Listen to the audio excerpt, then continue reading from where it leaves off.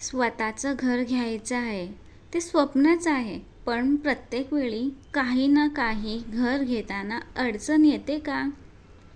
मग हा व्हिडिओ शेवटपर्यंत नक्की बघा. मी तुम्हाला मला आलेला अनुभव आणि त्याचे उपाय सांगणार आहे. नमस्कार, माझ्या या यूट्यूब चॅनलमध्ये तुम्हा सगळ्यांचं मनापासून स्वागत आहे. घर घेताना आपण लगेच बिल्डरकडे गेलो आणि घर बुक करून आलो असं कधी होतं का? कधीच नाही.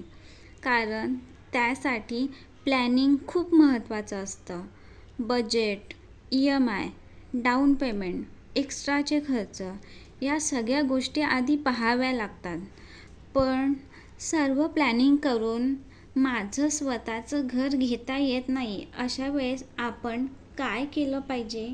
ते प्रयत्न तुम्ही खूप वेळा करता, पण त्या प्रयत्नांना अजिबात यश येत नाही. तर मग मी तुम्हाला काही छोट्या टिप्स, उपाय सांगणार आहे. ते तुम्ही नक्की करून बघा. खूप छान अनुभव येतो. प्रथम आपलं माइंड शांत आणि पॉझिटिव्ह पाहिजे. जर आपल्या मनामध्ये निगेटिव्हिटी असेल तर कोणत्याच गोष्टी शक्य होत नाही. मला रूम घ्यायची आहे तर मला त्या घराबद्दल, त्या रूमबद्दल अनेक स्वप्न बघता आली पाहिजे. अरे मी हे कसं घेऊ? मग माझा EMI कसा होईल? आपल्या मनामध्ये आपण निगेटिव्हिटीला आणखी उच्च स्तरावरती नेऊन ठेवतो. अशा वेळेस आपलं घर कधीच होऊ शकत नाही. त्याच्यासाठी रोज सकाळी 5 मिनटं शांत बसून अगदी स्वतःला मनापासून बोला, माझ्यासाठी योग्य घर अगदी योग्य वेळी मला मिळत आहे.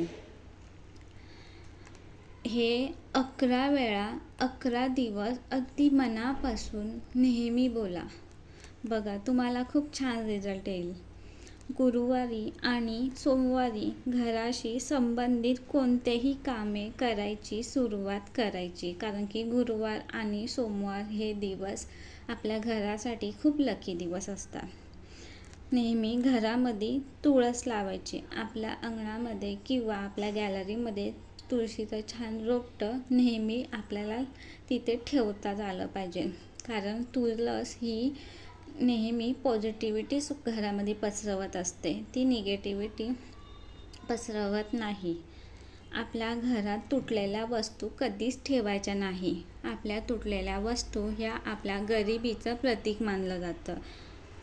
नेहमी संध्याकाळी घरामध्ये तुपाचा दिवा किंवा तेलाचा दिवा नेहमी लावायचा असतो आणि सकाळी नेहमी आपल्या उंबरठ्याची पूजा करायची असते. सकाळी नेहमी रांगोळी काढायची. आपण नेहमीच दिवाळीमध्ये आणि इतर कोणत्या चांगल्या दिवशीच आपण रांगोळी आणि दिवा लावतो. हे करायचं नाही. अशाने आपल्या घरामध्ये पॉझिटिव्ह व्हायब्रेशन पसरत असतात. आपलं मन शांत आणि रिलॅक्स व्हायला खूप छान मदत होते. आणि लास्ट आणि शेवटचा उपाय, शनिवारी अन्नदान करायचं आहे. मग ते अन्नदान तुम्ही कोणत्याही प्रकारामध्ये करू शकता.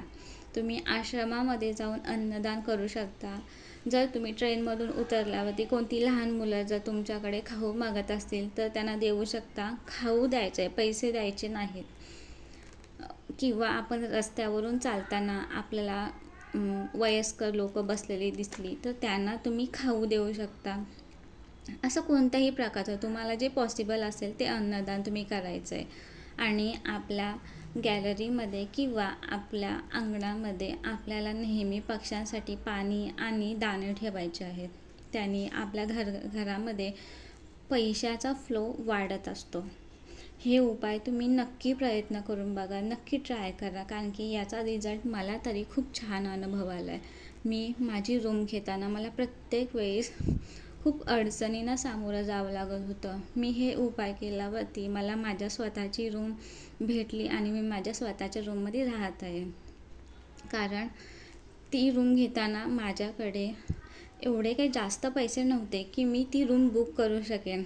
मी आणि माझ्या हजबंडने खूप असं विचार करून ठरवलं की आपल्याकडे एवढे पैसे नाहीत की आपण रूम घेऊ शकतो, पण एक मनामध्ये पॉझिटिव्हिटी होती की आपण रूम बुक करायची. आमच्याकडे फक्त 2 लाख रुपये होते, पण त्या 2 लाखामध्ये रूम घेणं शक्य नव्हते. पण ते शक्य झालं युनिवर्सच्या कृपादृष्टीमुळे.